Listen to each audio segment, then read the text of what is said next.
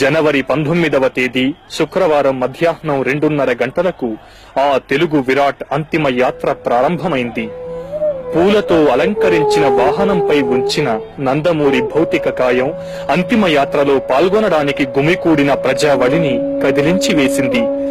ఏ వ్యక్తి దర్శనంతో సమస్తం చైతన్య పూరితం అవుతుందో, ఏ వ్యక్తి నిదర్శనంగా తరతరాల తెలుగు జాతి స్ఫూర్తిమంతం అవుతుందో ఆ మహాశక్తి నిశ్చేతనంగా నిర్వికారంగా తరలిపోతుంటే ఓ ఆవేదన సముద్రం ఆ తేజో విరాజితునికి అంతిమ వీడ్కోలునివ్వడానికై వెంట కదిలింది. కదిలించి ఒక జాతి పెను నిద్దర నొదిలించిన ఎన్టీఆర్ ఇక లేరన్న వాస్తవం ఎవ్వరికీ జీర్ణం కాలేదు. కొంతకాలం వరకు అయ్యే అవకాశం లేదు. మృత్యువు చివరి వేటులోని బాధ తీవ్రతకి ఎదురు పలికే కడపటి ప్రాణ చలనంలా కంపించింది ప్రతి ఒక్కరి పెదవి. భీషణ తేజస్సుతో అన్ని భౌతిక వాసనల్ని మండించి నిర్మలమైన జీవజ్వాలలా ప్రకాశించింది ఆ అవతార పురుషుని పార్థివ శరీరం. ఆయన నామస్మరణంతో ప్రాణ చలనంతో పులకించిపోయిన ప్రకృతి ఇంకా ఏదో చిరు ఆశతో చిగురిస్తూనే ఉంది. సడిలేని అతని అడుగుల్ని వినలేదా నువ్వు? వస్తున్నాడు, నిరంతరం వస్తూనే ఉన్నాడు. ప్రతి క్షణం, ప్రతి యుగం, ప్రతి పగలు, ప్రతి రాత్రి అతను వస్తున్నాడు, నిరంతరం వస్తూనే ఉన్నాడంటూ ఆ యుగ పురుషుని కోసం పరితపించిపోయింది. అంతిమ యాత్ర సాగిన దారుల్లో బారులు తీరిన జన సందోహం ఆ మృత వీరుని భౌతిక కాయంపై పూలవర్షం కురిపించింది. ఓ పక్క తమ జన్మాలు ధన్యమయ్యాయని వికసిస్తూ, మరో పక్క ఆ పుష్పాలు విలాపాగ్నుల్లో దహించుకుపోయాయి. ఎవరి గుండెల ఉయ్యాలల్లో ఒగిసలాడిన శిశువులో తారకరాముని అంతిమ యాత్రలో పూలై రాలడానికి గాలిలో తేలియాడుతున్నాయి. ఏ తల్లి కోసం ఎన్టీఆర్ తన జీవితాన్ని పణంగా పెట్టారో, ఏ తల్లి కోసం ఆజన్మాంతం అహరహము పరితపించిపోయారో ఆ తెలుగు తల్లి విగ్రహం ముందు నుంచి అంతిమ యాత్ర సాగుతున్నప్పుడు ఆ కల్పవల్లి కన్నీరు మున్నీరైంది. ఒక కంట కృష్ణ, రెండో కంట గోదావరులు ప్రవహిస్తోంటే ఆ తల్లిని ఓదార్చేవారు లేరు. 4 దిక్కుల నుంచి ఉబికొచ్చిన జనవాహిని లేవు తల్లి లేవిక, జన చైతన్య స్ఫోరకాలు రావు తల్లి రావిక, ప్రతి పూట ఉత్సవ వేడుక ఊరేగింపులు అని మనవి చేసుకుంటే అనుంగు పుత్రుని కోల్పోయిన తెలుగు తల్లి కడుపు కోటతో పుత్ర శోకాన్ని వర్షించింది. ఇక నాకు ఉగాదులు లేవు, ఉషస్సులు లేవు. నేను హేమంత కృష్ణానంత శర్వరిని, నాకు కాలం ఒక్కటే కారు రూపు, నా శోకమ్ము వలెనే, నా బ్రతుకు వలె నావలెనే అని రోధించింది. మార్గంలోని తెలుగు కళామూర్తులు ఈ అవిరళ యశో విరాజిత మూర్తిమత్వానికి ఏమని వీడ్కోలునివ్వాలో తెలియక అవాక్కై శిలా సదృశమయ్యాయి. నీ రథ చక్రాల ధ్వని ఇక వినపడదు. రథతో, అరుపులతో, వైభవాకర్షణలతో ఎన్నో ఊరేగింపులు వెడుతుంటాయి. వేటిలోనూ నువ్వు కనిపించవు. వ్యర్థమైన వాంఛలతో గుండె పగిలేటట్టు ఏడుస్తూ మేమిలా కాచుకునే ఉంటాం అంటూ విషాదాంతమయ్యాయి. బుద్ధ పూర్ణిమ చేరుకున్న అంతిమ యాత్ర ఒక్క సెకను నిట్టూర్పు విడిచింది.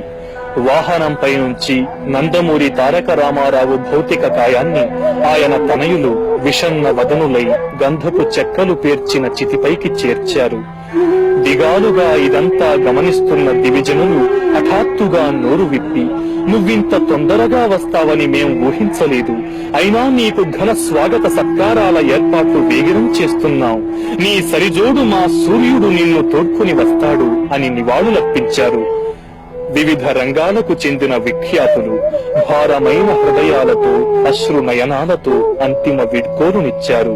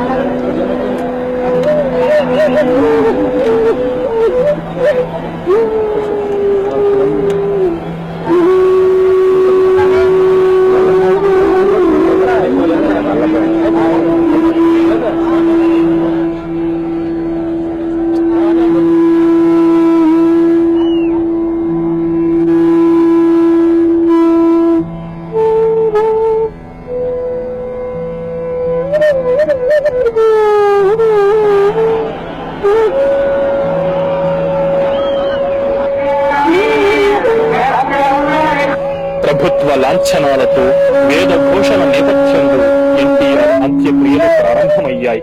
ఆయన పెద్ద కుమారుడు జయకృష్ణ చితికి నిప్పంటించాడు. ఆ చితి మంటల చిటపటలు ఓ స్వరం గొంతు సవరించుకుంది. మరో ప్రపంచోత్సవానికి నాకు ఆహ్వానం వచ్చింది. నా బ్రతుకు సఫలమైంది. నా కళ్ళు చూశాయి, నా చెవులు విన్నాయి అన్న గేయం వినిపించింది. కాని జన సమూహం ఆశాశ్వాసలని విశ్వసించింది. తప్పదు, తెల్లవారుతుంది. స్వర్ణధారలతో ఆకాశాన్ని చీల్చుకుని నీ కంఠం వర్షిస్తుంది అని నినదించింది. భువిపై దేదీప్యమానంగా విరాజిల్లిన ధ్రువ తార నింగి కగసింది. తారాపథమంతా దివ్య తేజస్సుతో విరాజిల్లింది. దివిపై తనకు ధీటుగా ప్రకాశించడానికి బయల్దేరిన క్రాంతికేతనం ధాటికి బెంబేలెత్తిపోయిన సూర్యుడు ఉక్రోషంతో ఎర్రబారిన ముఖంతో పడమటి కనుమల చాటుకు జారుకున్నాడు. ఒక జాతి జీవన గమనాన్ని సూచించి శాసించి ఊగించిన తెలుగు రేడు, తెలుగు వాడి జీవనాడిని నరం నరం ప్రజ్వలింపచేసిన నందమూరి తారక రామారావు ఘన కీర్తి అజరామరం. ఆ చంద్ర తారార్కం చరిత్రాత్మకం, ధరిత్రాత్మకం.